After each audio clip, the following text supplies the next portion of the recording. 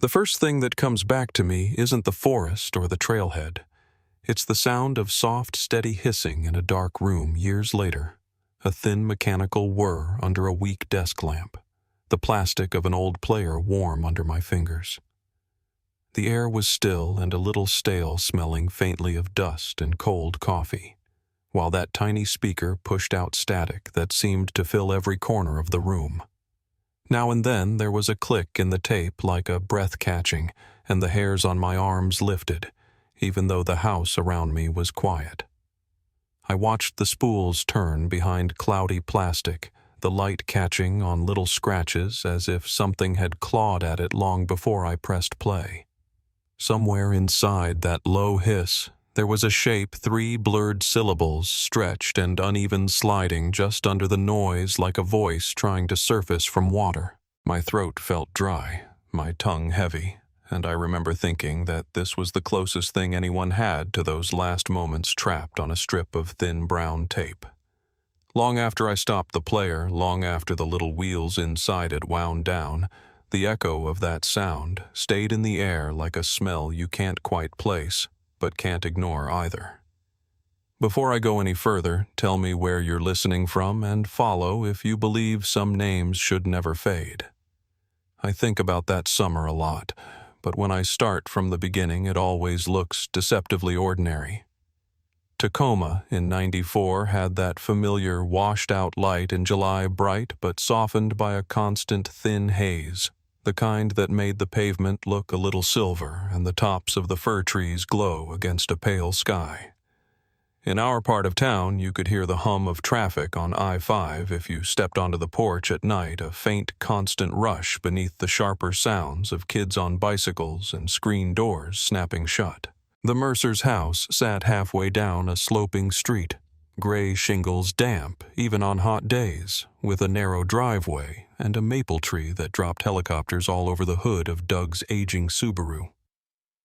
Inside, the place always smelled like coffee laundry detergent and the lemon oil Carol rubbed into the dining table every Sunday afternoon.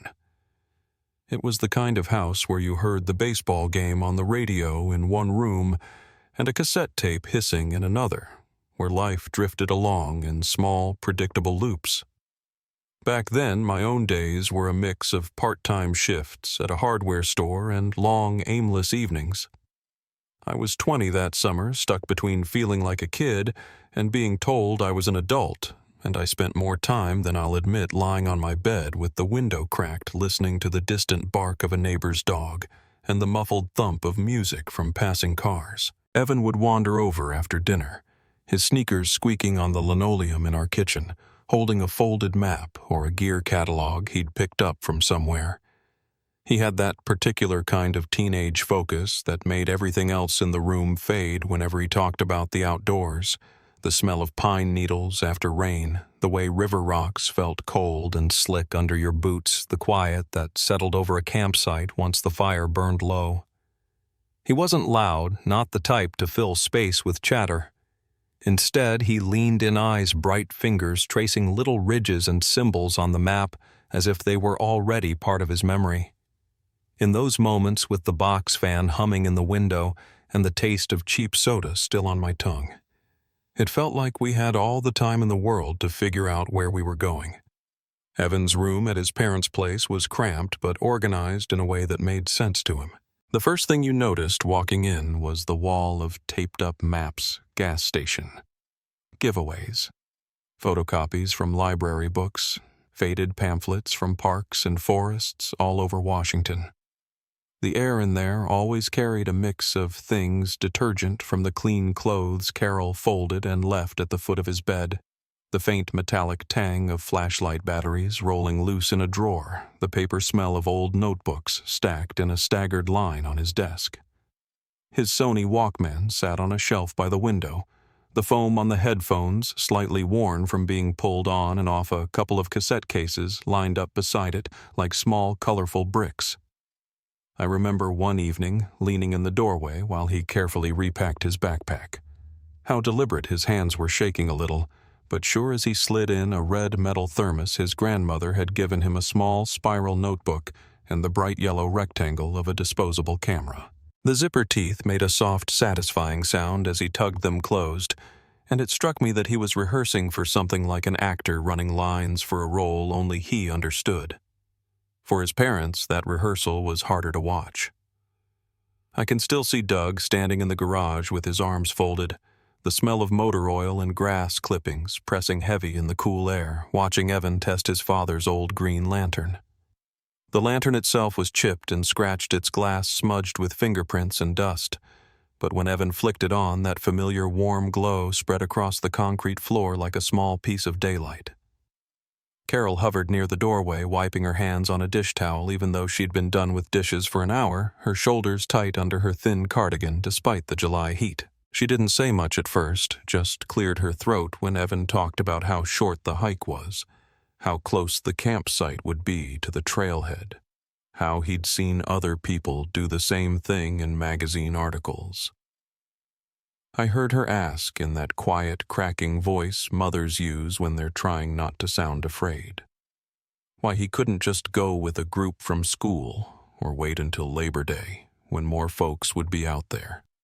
The smell of gasoline from the lawnmower in the corner mixed with the faint soapy scent from her shirt, and I remember thinking that this was one of those conversations he would look back on long after he'd forgotten the details of any test or homework grade. Evan had been building toward this trip for months without really saying so. In the spring, he'd started staying up later, the soft tick of his bedside lamp visible from the street. When I walked home, his shadow bent over guidebooks and photocopied trail descriptions.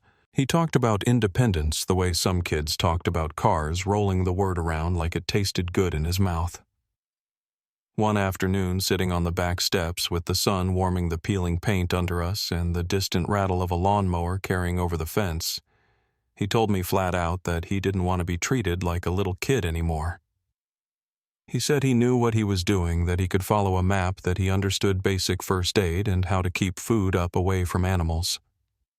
A breeze came through the yard then, carrying the smell of damp earth and grill smoke from somewhere down the block, and he looked out past the rooftops as if he could see the mountains from there.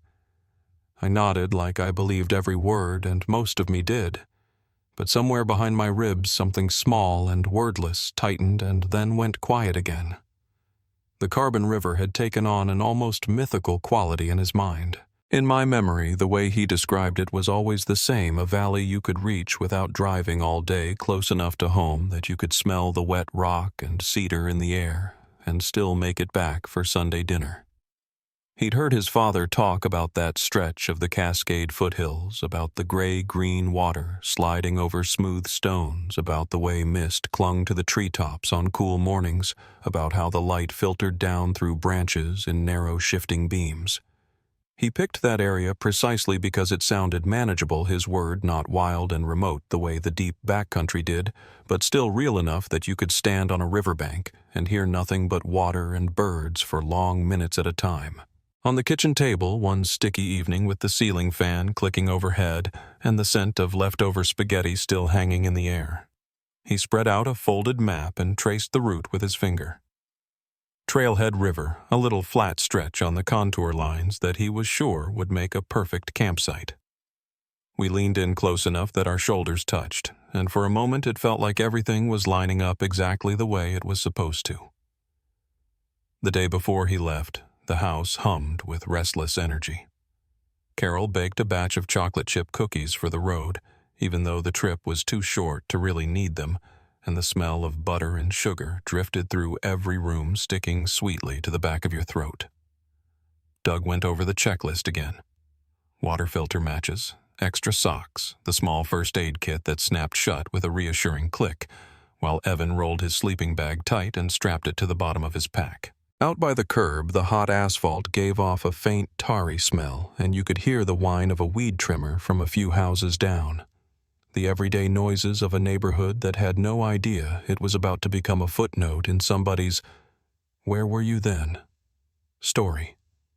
I remember stepping into Evan's room that evening and seeing the sun slanting through the blinds, striping the maps on his wall with bands of gold and shadow. The Walkman sat on the bed beside a neat stack of tapes, the little clear cases catching the light in a way that made them look almost fragile. He picked one up and turned it in his hands, the plastic clicking softly between his fingers, as if he could already hear the music over the low rush of a distant river.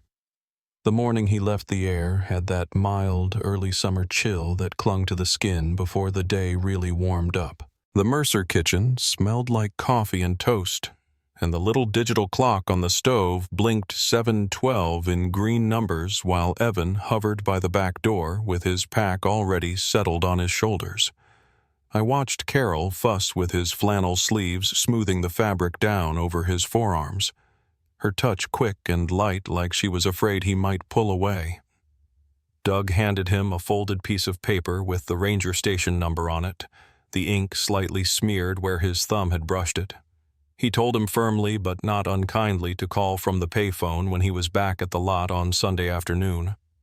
The screen door creaked when Evan pushed it open and the cool air from outside slipped in, carrying the faint scent of wet grass and distant exhaust from a passing truck.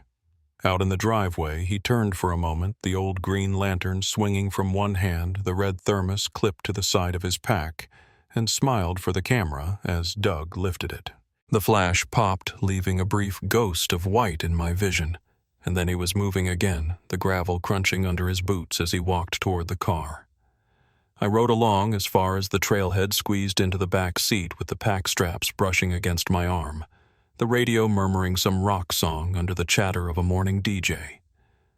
The sky was a flat, pale blue, the kind that promised heat later, and as we climbed out of town, the smell of salt from the bay slowly gave way to the cleaner, sharper scent of fir trees and damp soil. None of us talked much. There was a kind of thick quiet in the car, punctuated only by the soft swish of the wipers when we passed through pockets of mist. When we pulled into the gravel lot by the trail, the air felt cooler heavy with the smell of river water and moss, and I watched Evan stand there for a second, taking it all in. He adjusted his straps, tugged his cap down a little lower, and then hugged his mother, the fabric of her jacket rustling against his flannel. Doug clapped him on the shoulder the way men do when they want to say more but don't quite know how. I remember the sound of Evan's boots on the first few yards of the trail, crunch, pause, crunch, as he turned once to give a quick wave before the trees closed around him and his figure blurred into greens and browns. Later that afternoon, back in town, life tried to settle into its usual grooves, but the day had a slightly off-kilter feel I couldn't quite name. The air had warmed up and heat shimmered faintly above the street, carrying the smell of hot asphalt and cut grass into the open windows. I spent a couple of hours at home half-heartedly flipping through channels while my mother sorted laundry in the next room, the rhythmic thump of the dryer a steady heartbeat in the background. When I walked down to the Mercer's place around dinner time, their porch light was already on, even though there was still plenty of daylight casting a pale yellow circle on the concrete steps. Inside, the house felt quieter than usual. The television was off, the kitchen radio turned down low enough that the announcer's voice blurred into a murmur under the tick of the wall clock. The phone sat in its cradle on the hallway table, the coiled cord resting in a neat curve.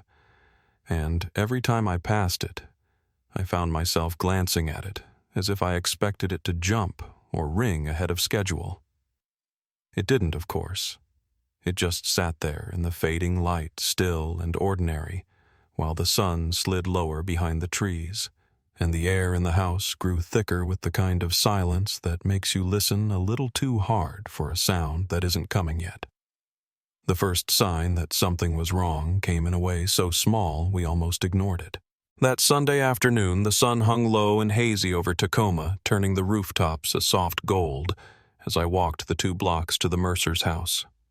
The air had that warm, late-day heaviness to it, the kind that usually settles people into their routines. I expected to find Carol humming in the kitchen, wiping down the counters the way she always did before Evan came home from anything longer than a day trip. I expected to hear Doug fiddling with the radio, waiting for the sound of the phone to break through the quiet.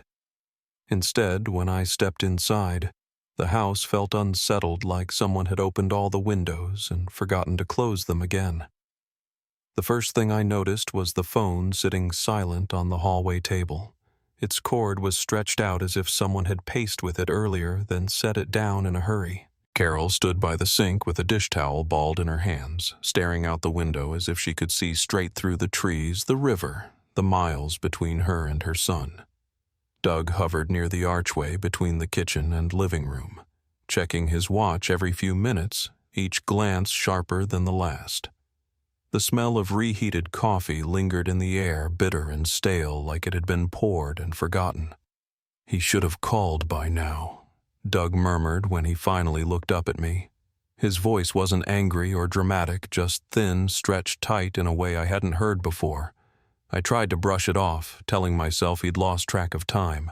I said it out loud, too, hoping it would help the room breathe again. He probably found another trail he wanted to look at. I offered, picking up the coffee mug he'd abandoned and setting it down again. "He'll call once he's back by the lot." But when the hours edged toward evening and the sun began to slip behind the trees, that explanation no longer felt sturdy. The porch light buzzed when Doug flipped it on the faint hum filling the quiet, like a low, uneasy heartbeat. Through the window, the street looked ordinary: kids biking home, a dog barking behind a fence, someone grilling 2 houses down. But inside the Mercer home, time had begun to thicken in a way none of us could shake. As the light faded, Carol moved from window to window, touching the glass with her fingertips, as if checking for something only she could feel. The house smelled like the dinner she'd made earlier, pan-fried chicken and garlic, but no one had eaten much. I kept telling myself that it was just a missed phone call, nothing more. People lost track of time in the woods all the time. But each time I reassured myself, the words felt thinner, like they were slipping through my fingers before I could believe them. By 8 o'clock, the shadows in the living room had lengthened into dark patches in the corners, and the air felt too still.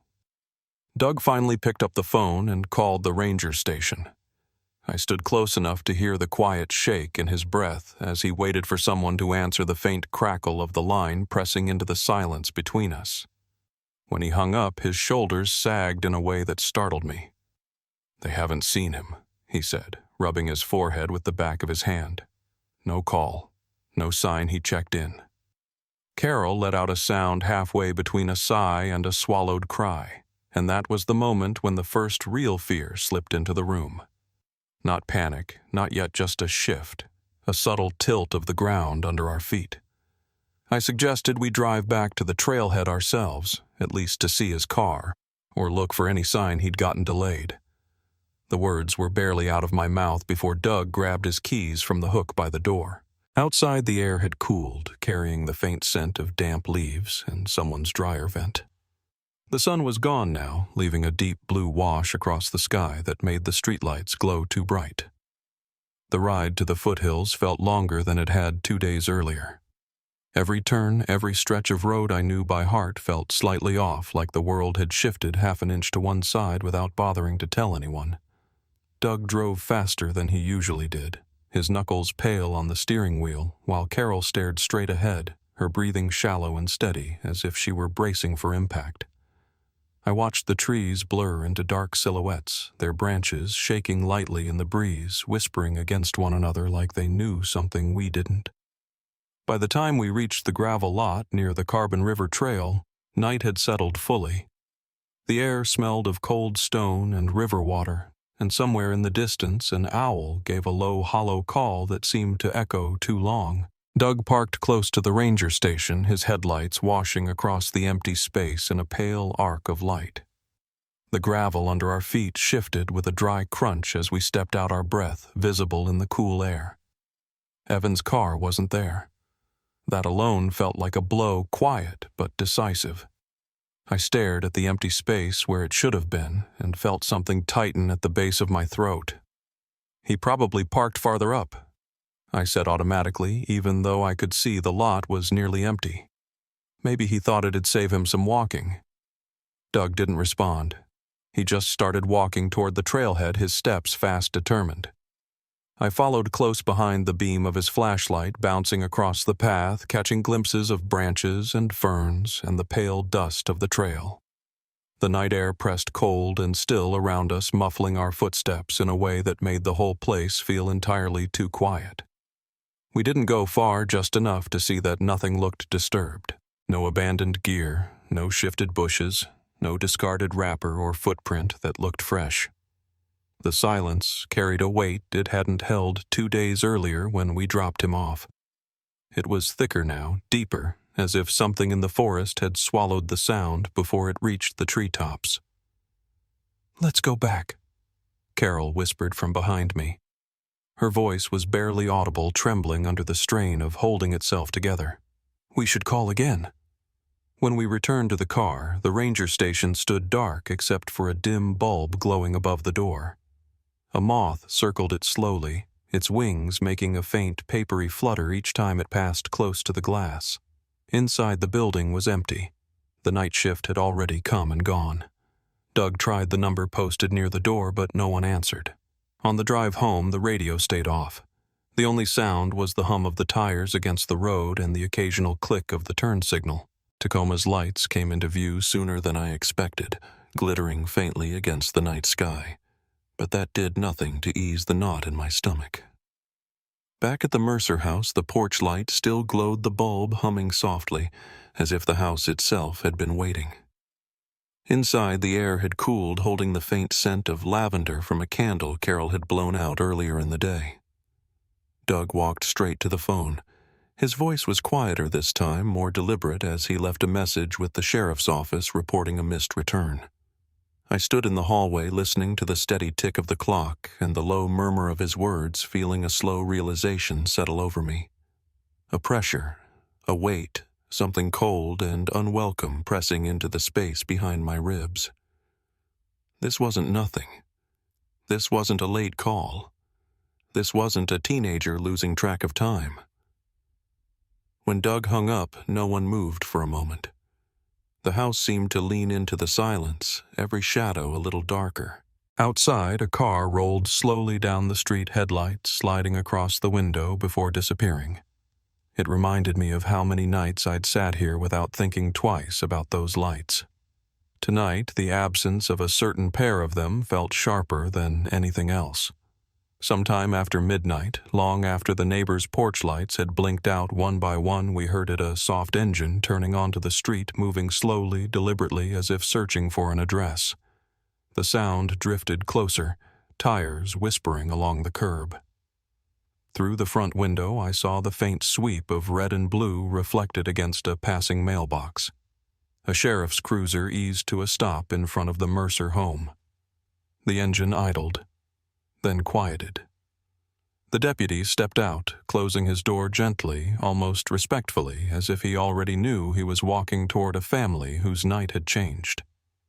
He paused under the porch light, removed his hat, and took a slow breath before knocking.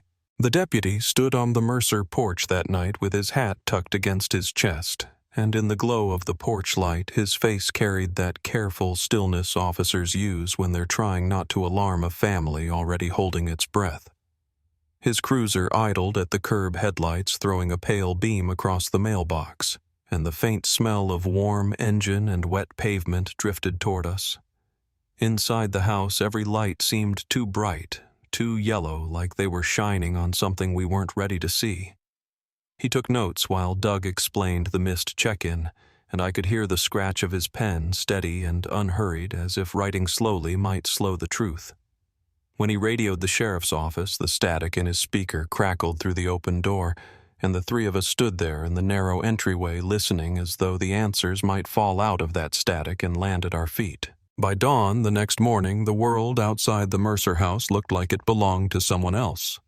Patrol cars lined the street in quiet rows, engines humming in the cool gray air, their light bars dark for now, but ready. Neighbors clustered on their porches in sweaters and slippers, murmuring to each other while pretending not to stare. The smell of early morning dew lifted from the grass, carrying a chill that clung to the back of my neck.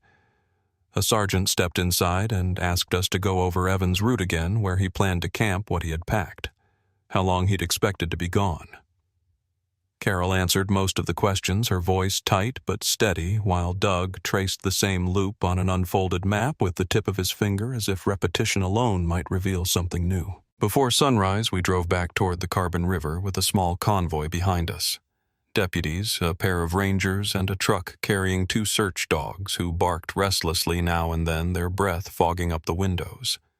The sky was still dim, a band of faint color edging the horizon, and the damp air smelled like cold stone and pine sap. At the trailhead, headlights cut long beams through the fog, and people moved with the deliberate slowness of a team preparing for something they wished they didn't have to face. A ranger unrolled a topographic map across the hood of a truck, smoothing the corners with both hands, while another marked likely paths with a dull blue grease pencil. Boots thudded against the gravel. Radios chirped with brief bursts of static, and someone opened a thermos, releasing the sharp scent of black coffee that mixed with the wet smell of river moss. I stood near the edge of the lot, watching the dogs circle, jittery and eager. Their handlers clipped on long leads, murmuring commands in low, practiced tones, and I felt a small, hollow ache open inside my chest. This was no longer a late return or a missed call. This was a search. When the first team started down the trail, the forest swallowed them quickly. Their voices faded into the dense green silence, replaced by the quiet rhythm of branches swaying overhead. I walked with the second group close enough that I could hear each footstep crunch through damp soil. The air along the river was cool and heavy, carrying the faint freshwater smell of glacial runoff. Sunlight filtered through the canopy in narrow shafts illuminating patches of moss so bright they looked almost unreal. We called Evan's name at steady intervals, first loudly, then softer, as if the forest itself might scold us for disturbing its stillness. We searched the most logical spots first: clearings near the water, pebble bars where someone might stop to rest, places where the trail narrowed between rocks slick with mist. Each time a dog paused or lifted its head toward the wind, a ripple of hope passed through the group.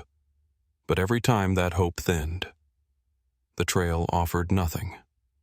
No footprint in the soft silt near the river, no scrap of fabric caught on a branch, no sign that anyone had slept or eaten or even paused. At one point, a ranger motioned us toward a narrow ravine where runoff had carved a deep crease through the earth. The air there felt colder, the shadows darker, and a faint smell of wet decay rose from the scattered debris at the bottom. We scanned the drop carefully, calling out shining flashlights into the underbrush. When nothing moved and nothing answered, we climbed back to the main trail in a long, slow line. I remember wiping my palms on my jeans without realizing I'd been sweating. By mid-morning, the search grid had expanded. More volunteers arrived, locals who'd heard the news on early radio reports and came with Boots backpacks and the kind of quiet determination that settles over small communities in moments like this. They gathered near the ranger truck, nodding politely, listening to instructions as they accepted radios, whistles, and small laminated cards outlining safety protocols. The smell of sun-warmed earth mixed with the faint scent of gasoline from idling vehicles, and I felt the day pressing forward without us, as though time didn't care how badly we wanted it to slow down. I walked with a group sent toward a series of side trails branching off into thicker brush. The ground there felt different, softer, springier, as if years of fallen needles had built a cushioned layer that muffled our steps. Ferns brushed against my legs, cool and damp, and the forest seemed to lean in closer the farther we went. We found a broken branch at one point, angled sharply downward as though something heavy had stepped on it, and for a moment, all of us paused listening. But there was nothing else. No trail of disturbed earth, no torn bark, just another fragment of forest life that meant nothing in the end. Around noon, someone found a piece of fabric snagged in a low shrub, a small strip of dark material that fluttered slightly in the breeze.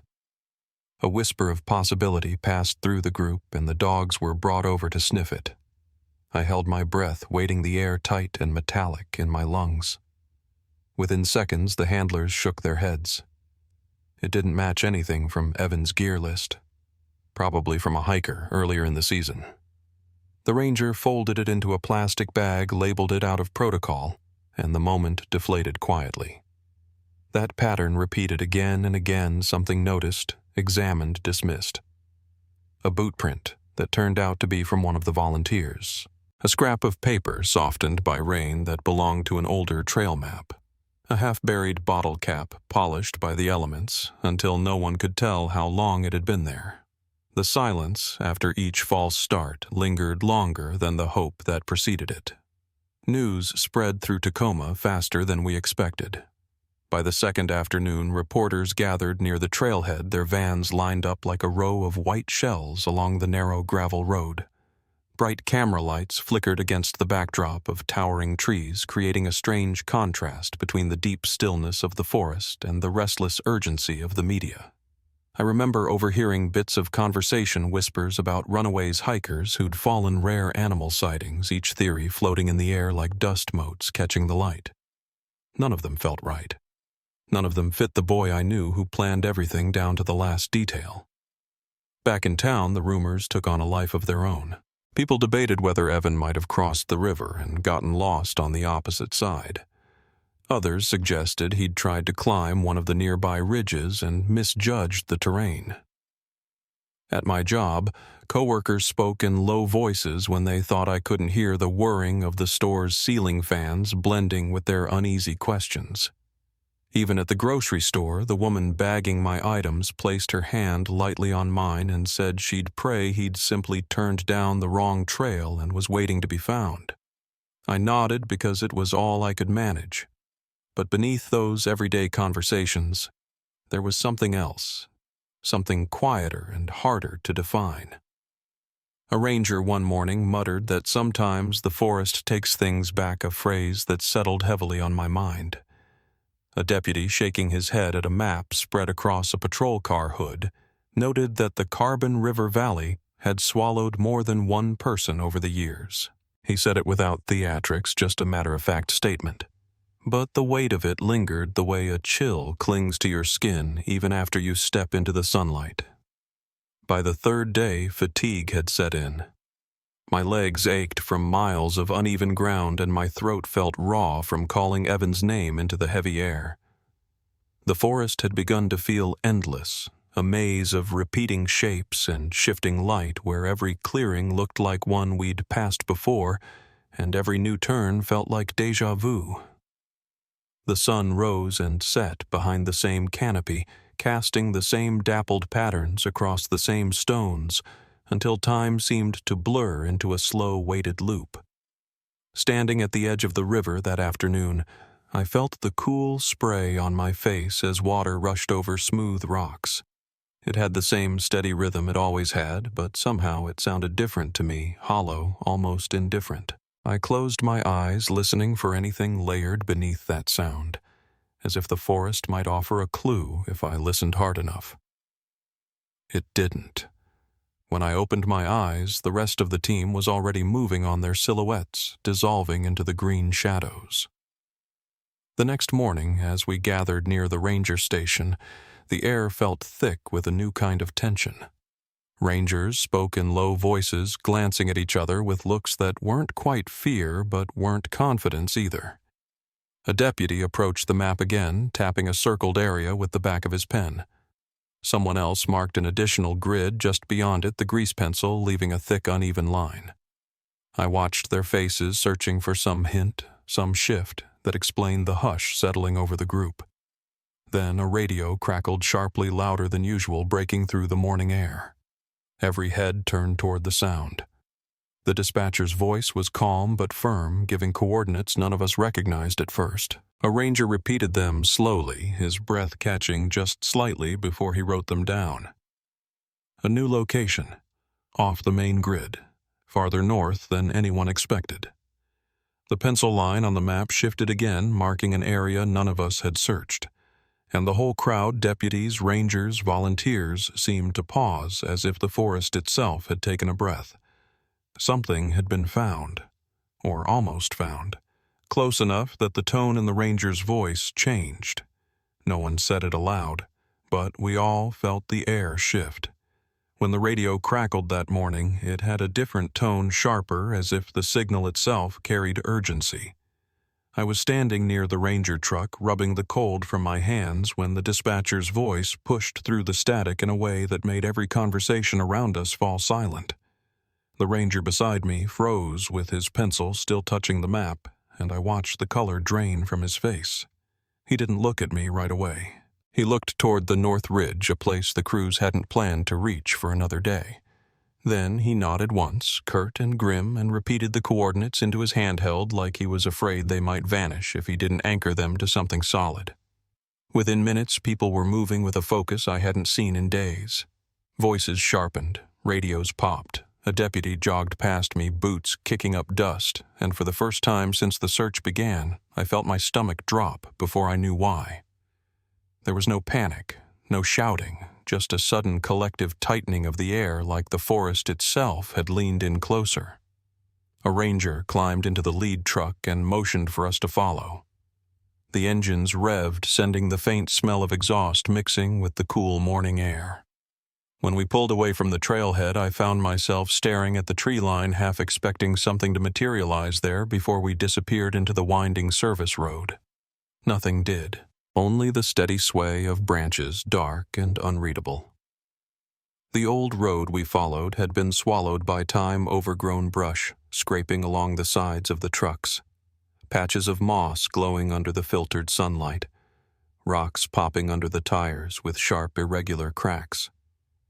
The farther we went, the colder the air felt, as if we were climbing toward a shadowed pocket of the forest untouched by the warmth of the day. I kept my window cracked an inch, letting in the smell of wet cedar and churned earth, grounding myself in anything that wasn't fear. We stopped near a cluster of downed pines where two hikers, Tom Rourke and his girlfriend Hannah Lee, waited beside a battered pack. They looked pale, shaken, standing there with their arms wrapped around themselves despite the mild temperature. A ranger approached them, and though I couldn't hear their words, the tightness in Hannah's shoulders told me more than anything she might have said.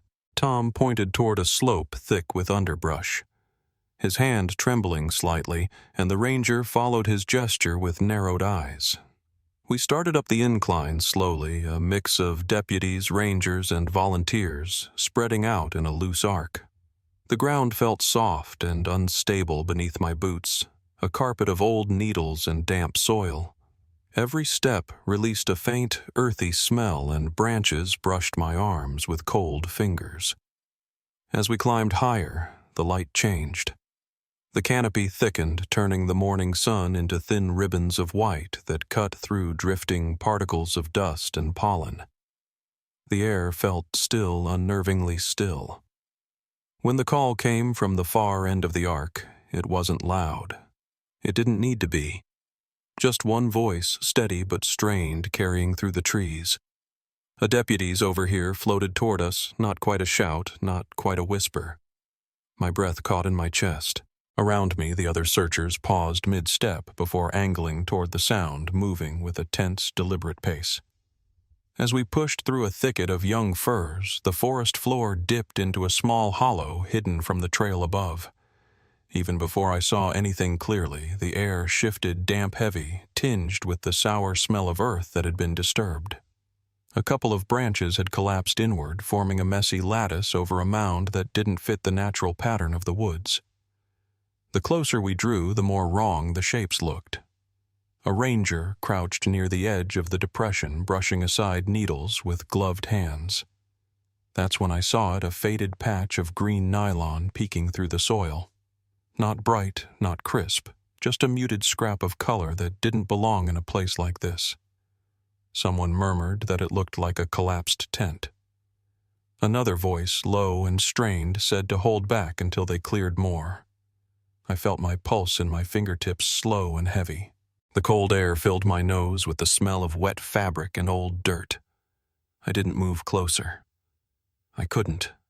I just stood there, the world narrowing into the deliberate motions of the ranger's hands. More nylon emerged, a zipper, a corner of the frame. Then something metallic dull, rusted, catching faint light through the branches. A lantern. The kind people carried decades earlier, its glass cracked but still intact enough to reflect the trembling beam of a flashlight. A little farther off, a red thermos lay half buried, its paint chipped but unmistakable. My body went rigid. I didn't need anyone to tell me whose things they were. I'd watched Evan pack them. I knew the feel of that lantern, the weight of that thermos in his hand. The entire clearing tilted not physically, but in the way memory and reality collided so hard I had to steady myself against a tree trunk slick with moss. One of the investigators lifted a flap of the collapsed tent with slow, cautious movements. A wave of cold, stale air drifted out, and the forest around us seemed to quiet even further. No voices, no birds, just the faint hum of a nearby radio and the soft rustle of fabric being moved aside. Inside the tent, the sleeping bag lay curled inward, darkened by time, holding the shape of someone who had once crawled into it intending to wake in the morning. The contours were unmistakable, even softened by years of decay. A human form. Small. Still. I didn't breathe for several seconds. My chest felt locked. My hands tingled. There was a ringing in my ears that drowned out everything else. The investigators exchanged quick, solemn glances, then quietly marked the perimeter with flagging tape. The rustle of the tape unfurling was the only sharp sound in that dim pocket of woods. A forensic specialist knelt carefully brushing away soil from a thin, pale surface beneath the fabric. The curve of a skull. The line of a jaw. Bones that had waited in silence for more than a decade.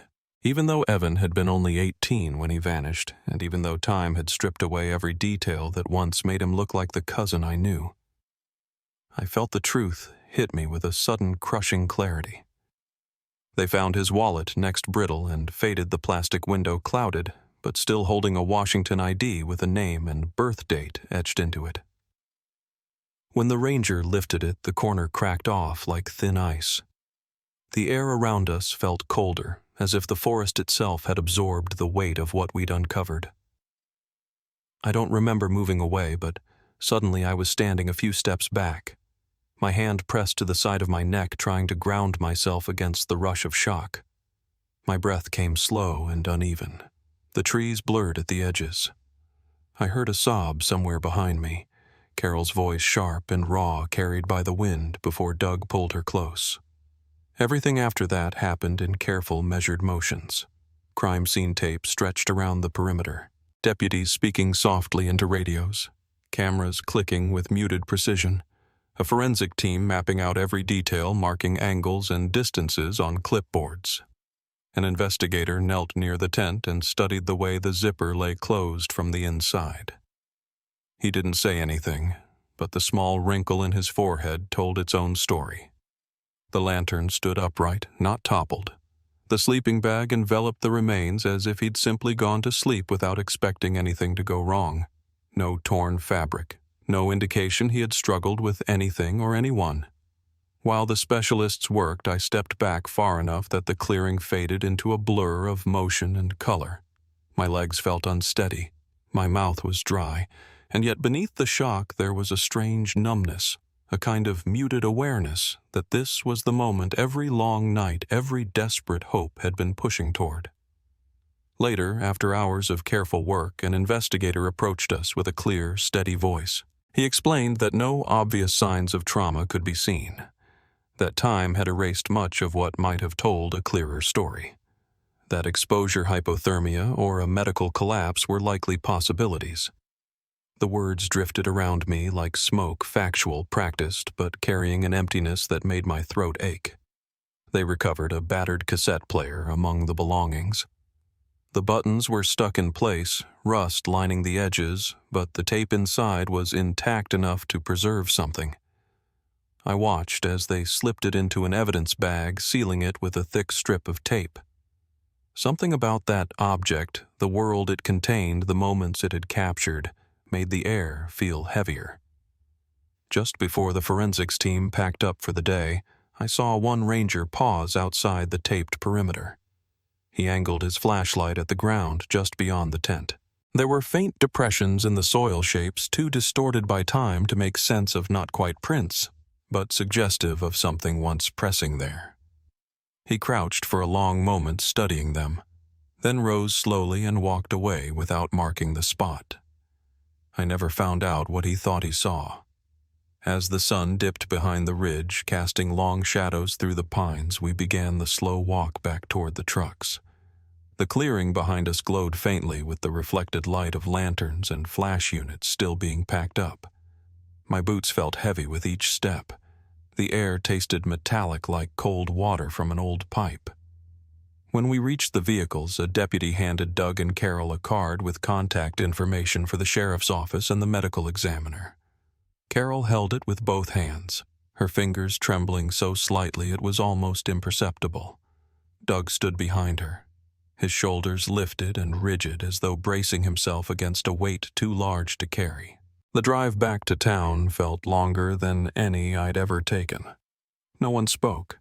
The sky darkened into a deep indigo and lights flickered on in distant houses as we passed. Every flicker of yellow seemed too warm, too alive, compared to what we had left behind in that shadowed hollow. When we reached the sheriff's office, the parking lot was already filling with reporters, their camera lights blinking sporadically like fireflies. A deputy guided us through the back entrance away from the noise. Inside the hallway smelled faintly of coffee and old paper, and the fluorescent lights hummed above us with a steady, impersonal tone. We were led to a small conference room where a press briefing would be held later. The chairs were arranged in neat rows, empty for now. I sank into one near the back, feeling the weight of the day settle into my bones. Across the room, a detective adjusted a microphone on the podium, testing the height. His hands moved with the slow precision of someone preparing to carry a difficult truth into the world. That was the moment I realized nothing about our lives would ever return to the way it had been. And as he stepped aside, letting the quiet settle again, the air in that small room felt as heavy as the woods we'd left behind. In the hours after Evan's remains were found, the sheriff's office moved with a mixture of precision and quiet sorrow. They sealed off the clearing on that ridge as though it were a fragile place that might collapse further if anyone breathed too hard near it. Deputies formed a loose circle around the scene, speaking into radios with voices lowered out of respect, the kind of low tones people reserve for churches and hospital rooms. A portable floodlight was hauled up the slope, even though daylight was still hanging on its cold white beam, cutting through the trees and glinting off the dew that had gathered on branches above us. I remember the hiss it made when it warmed up a faint electrical whisper that stayed with me long after we left. Carol and Doug stood apart from most of the others, not by choice, but because grief has a way of creating its own distance. Carol held her coat closed with both hands, knuckles white, her breath quick and shallow, like she'd forgotten how to fill her lungs fully. Doug kept rubbing the back of his neck over and over, a small motion that looked like he was trying to anchor himself in his own body. I stayed close enough to reach them if they needed me far enough not to intrude on that first raw moment of truth. The cold air carried the sharp scent of pine and the faint metallic tang of disturbed soil, and every time the wind shifted, it pulled at the edges of their composure.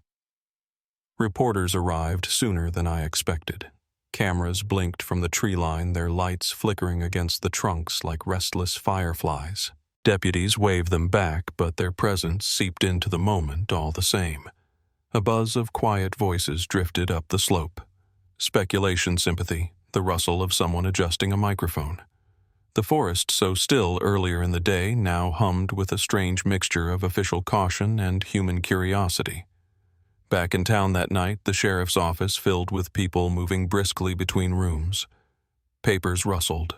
Phones rang. Radios crackled with updates about evidence being transferred to the lab in Olympia. Someone brewed a fresh pot of coffee, and its smell drifted through the hallways warm but out of place against the cold knot of grief in my chest.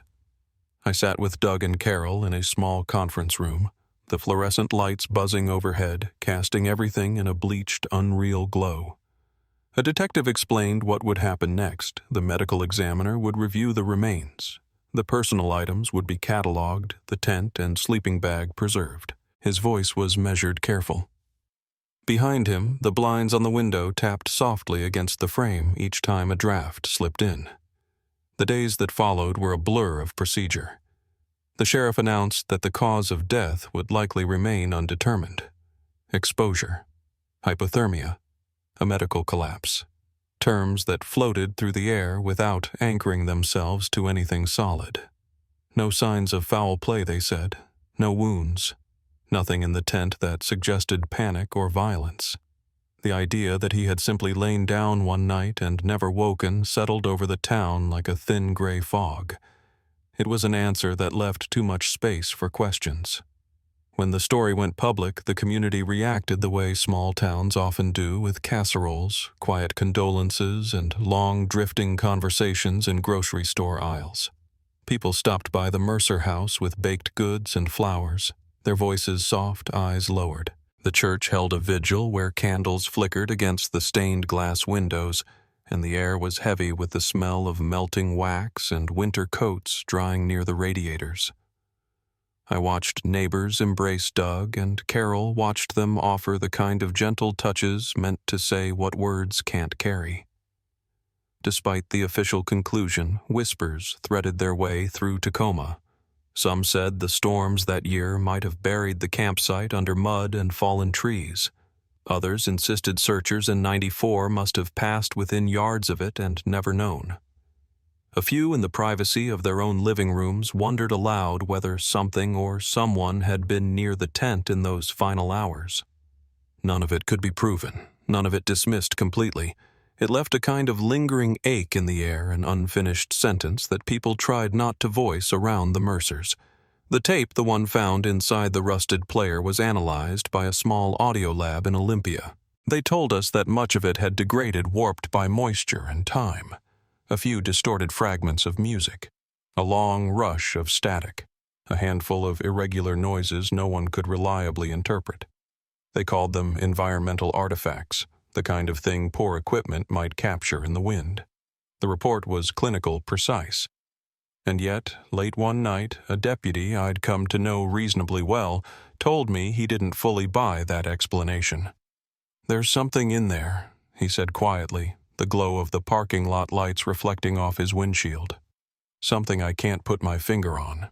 No charges were ever filed because there was no crime to charge, at least not one the investigators could identify.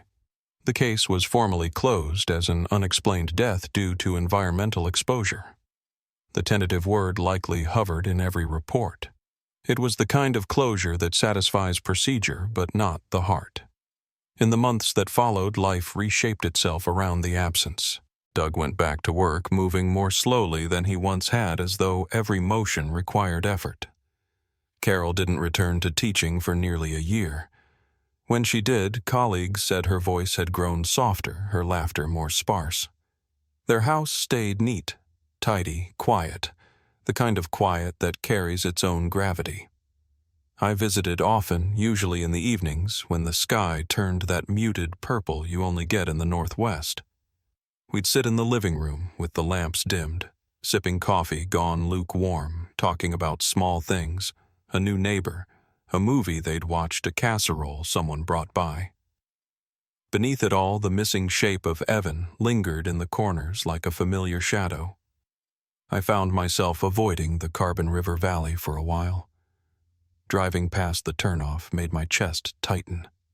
The smell of river stones and wet fir needles, once comforting, began to carry a strange heaviness. When I finally returned months after the recovery, it was early autumn. Leaves had begun to turn and fall, creating a brittle layer underfoot. The forest felt unchanged in the way wild places often do, indifferent to the lives that pass through them.